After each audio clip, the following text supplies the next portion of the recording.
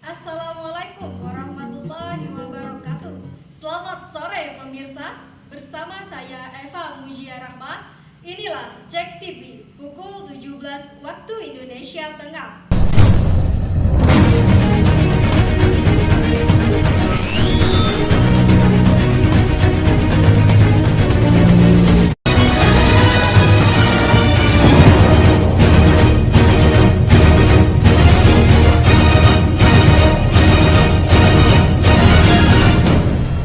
Dengan meningkatnya kesejahteraan masyarakat di Kota Jambi bukan hanya berdampak baik, namun turut berdampak negatif bagi pola hidup yang tidak sehat. Dengan kesibukan aktivitas setiap hari, pola makan yang tidak teratur turut menyebabkan peningkatan penyakit tidak menular seperti hipertensi, diabetes, dan obesitas. Disampaikan oleh Sekretaris Dinas Kesehatan Kota Jambi, Darmawi, pada setiap tahunnya penyakit tidak menular di Kota Jambi terus mengalami peningkatan. Di antaranya yakni hipertensi, diabetes, dan obesitas. Pada tahun 2018 tercatat sebanyak 1315 penderita penyakit hipertensi. Dan pada tahun 2019 mengalami peningkatan, di mana terhitung hingga Juni penderita penyakit hipertensi mencapai 13.953 orang. Saat ini tidak hanya usia tua yang mengalami penyakit tidak menular, namun penyakit tidak menular telah banyak diidap oleh usia muda. Hal tersebut dikarenakan pola hidup yang tidak sehat dan terlalu banyak mengkonsumsi makanan cepat saji. Jika dibandingkan dengan usia 30 hingga 40 tahun, telah ada 35% terkena penyakit tidak menular dan 65% lainnya berada pada usia 40 tahun ke atas. Untuk nomor 1 stroke berarti diikuti dengan jantung, itu yang paling banyak. Kemudian diabetes, itu yang paling kategori masuk dalam 10 besar. Nah, itu yang paling tertinggi angkanya itu adalah stroke, jantung, dan diabetes. Rata-rata kan kalau stroke kan pada umumnya usia produktif lah, dari 30 ke atas, dan pada umumnya memang masih usia produktif semua. Hipertensi atau tekanan darah tinggi adalah gangguan pada sistem pembuluh darah yang ditandai dengan meningkatnya tekanan darah lebih dari sama dengan 140/90 mm air raksa.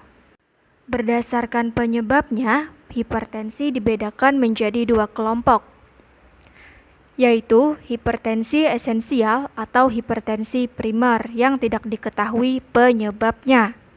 Hipertensi sekunder penyebabnya dapat ditentukan, antara lain kelainan pembuluh darah ginjal, gangguan kelenjar tiroid, dan penyakit kelenjar adrenal. Berdasarkan bentuk hipertensi dibedakan menjadi hipertensi diastolik, hipertensi campuran, dan hipertensi sistolik. Klasifikasi hipertensi terbagi menjadi dua, hipertensi pulmonal dan hipertensi pada kehamilan.